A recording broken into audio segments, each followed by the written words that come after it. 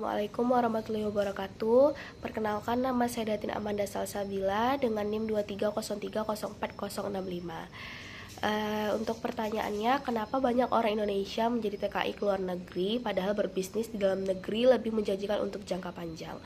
Baik, saya akan menjawab pertanyaan dari beberapa informasi yang sudah saya dapat. Banyak orang Indonesia memilih menjadi TKI karena faktor ekonomi, keterbatasan lapangan kerja, dan minimnya modal usaha. Menurut dari data yang saya baca, yaitu data BP2MI, lebih dari 297.000 orang menjadi TKI pada tahun 2024. Gaji di luar negeri itu lebih tinggi dibandingkan di Indonesia, terutama bagi pekerja sektor informal. Sementara itu, meskipun berbisnis di dalam negeri dapat menjanjikan tapi untuk jangka panjang, tapi tidak semua orang memiliki akses ke modal, pelatihan, dan keberanian untuk memulai usaha sendiri. Selain itu, remitasi dari TKI sangat besar, mencapai lebih dari 230 triliun rupiah pada 2023, yang membuat pekerja ini tetap menarik bagi banyak orang.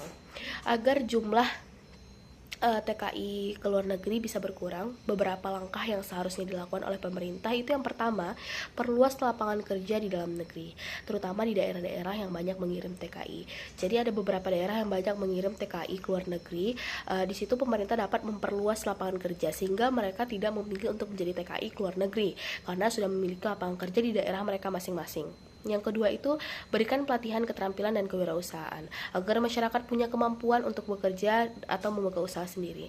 Jadi seharusnya langkah pemerintah itu memberikan pelatihan dan keterampilan. Kadang masyarakat itu tidak pede dengan keterampilan dan kemampuan yang mereka punya, padahal itu dapat mereka jadikan bekal untuk membuka usaha mereka sendiri. Jadi mereka hanya berpikir instan, tidak menggunakan keterampilan mereka punya.